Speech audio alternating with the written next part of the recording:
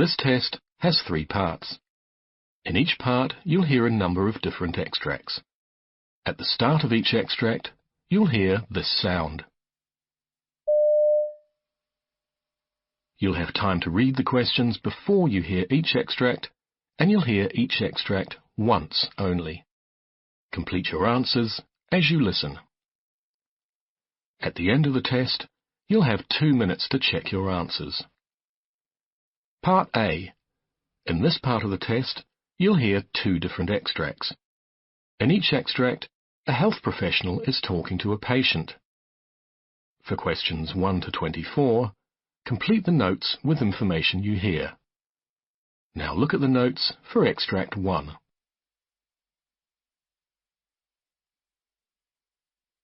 Extract 1. Questions 1 to 12. You will hear Dr. John Hope interviewing Bryan Brown, who has come seeking treatment for a current problem. For questions 1 to 12, complete the notes with a word or short phrase. You now have 30 seconds to look at the notes.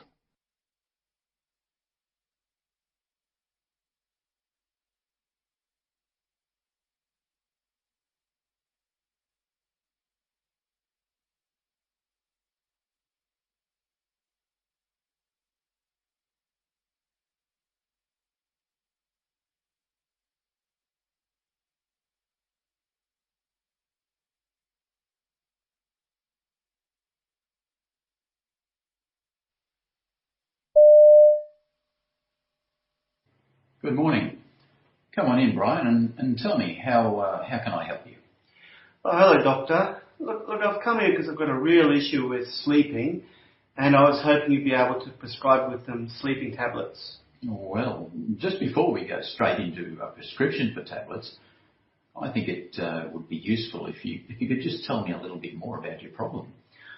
Okay, well, it relates to my work. I work at BP Oil Refinery and I do a lot of shift work, and because of that, I've got irregular sleeping hours and I'm not sleeping well at all. And how long has this problem been going on? Well, I've been working at the refinery for about 3 months now. Mm-hmm. And I started night shift about 6 weeks ago, and it's been building up since then. And tell me more about your work hours. Well, basically we do 12-hour shifts in the daytime, and that's followed by 2 12-hour shifts in the night time. And is this problem sleeping after the night shift, or is it no matter whether it's day or night? Actually, I can sleep after the day shift, but after the night shifts I'm having a lot of trouble. I don't seem to be able to get more than 4 or 5 hours sleep after the night shifts. Oh, that's no good. And how does this impact on your work? Well, it's a problem because, my job's quite dangerous and we need to monitor a lot of equipment and operate some machinery. Mm-hmm. And I'm finding that I need to be alert, and when I'm tired, I have to resort to drinking a lot of coffee and lots of caffeinated drinks just to get through my shifts. Right. Well, Bryan, would you mind if I just went through and talked about what things we can do to help you sleep better? Because I think it's important that we do more than just prescriptive sleeping tablets. Okay, I guess so. Generally speaking, sleeping tablets are of short-term use only. What happens is that if we start you off taking sleeping tablets regularly, you're going to find over time you have to increase the dosage to get any real effect, and there's a real risk that you'll become dependent on them. Well, look, I don't really care too much about that. It's now that I'm having trouble. What's important to me is that, I keep my job. You know what happened to me on my last shift? I actually fell asleep for 15 minutes and my supervisor caught me out there, and it was due to not getting enough sleep. So that's really why I've come here today. Well, we'll go on to look about what we can do to help you over this immediate problem.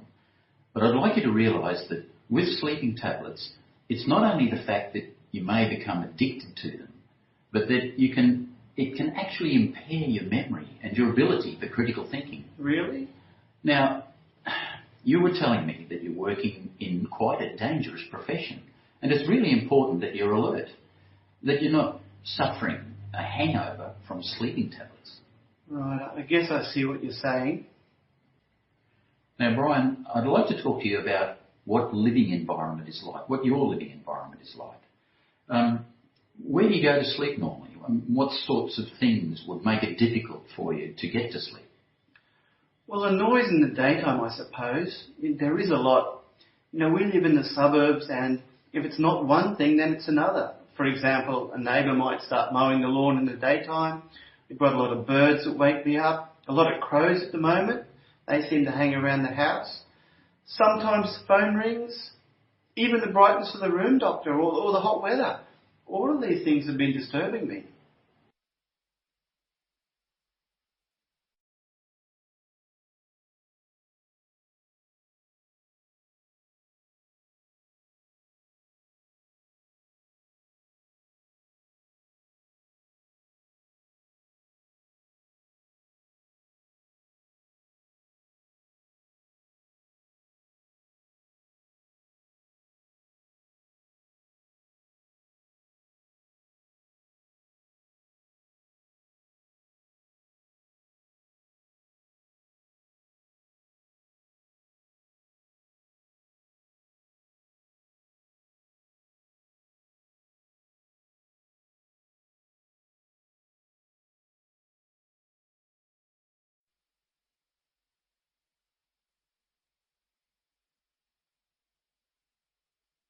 Extract 2. Questions 13 to 24. In this part of the test, you will hear Nurse Melissa Sweet interviewing Mr. Jim Fisher, an elderly patient. For questions 13 to 24, complete the notes with a word or short phrase. You now have 30 seconds to look at the notes.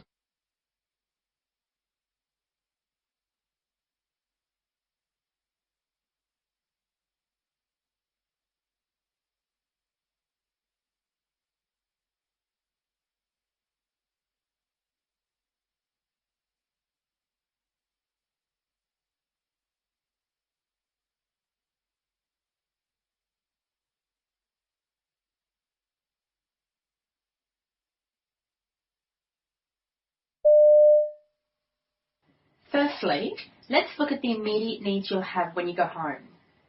Now, at this hospital, we are a very good relationship with an organisation called Blue Care. Have you heard of Blue Care? No. Well, Blue Care is a church-based organisation which offers a variety of community services, and they aim at maximising the individual's independence and quality of life.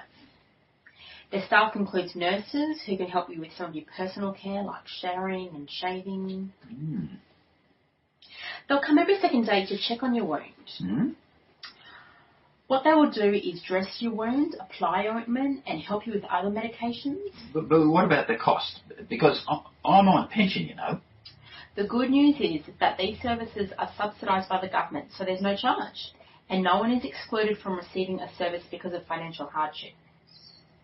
They also provide a range of other services, including social support, such as a chaplain for spiritual support, who can visit you if you would like that.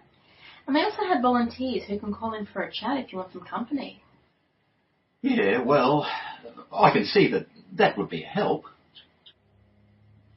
Now let me ask you how you see your future.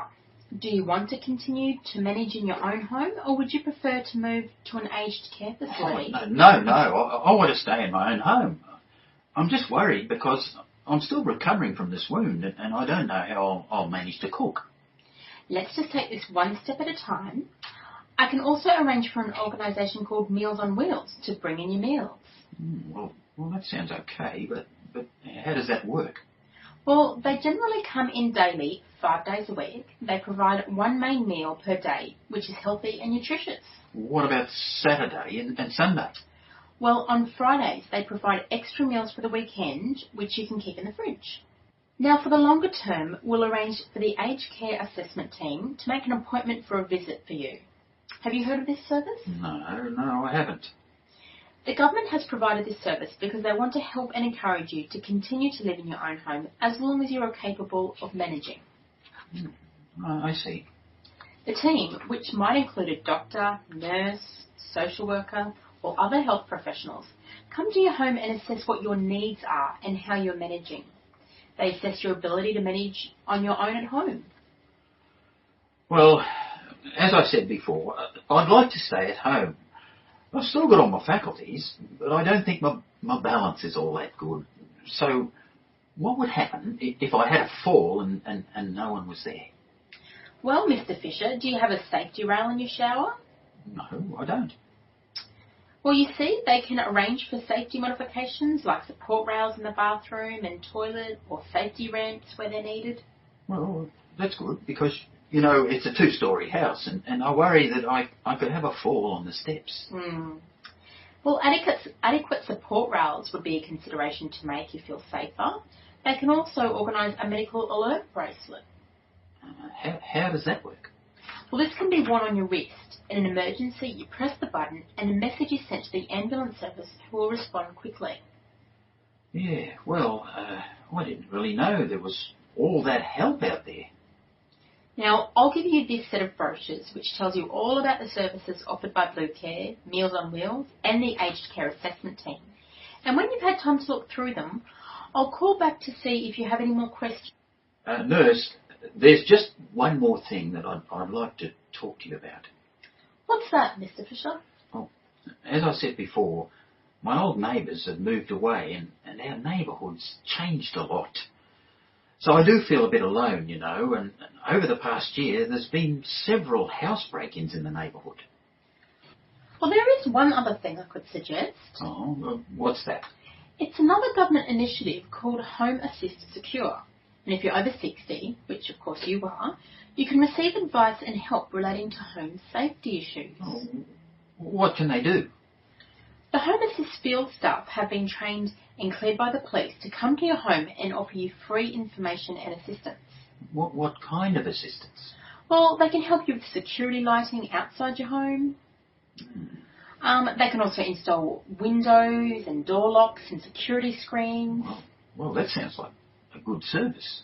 And smoke alarms are another safety device that they can install in case of a fire. Well, that's important.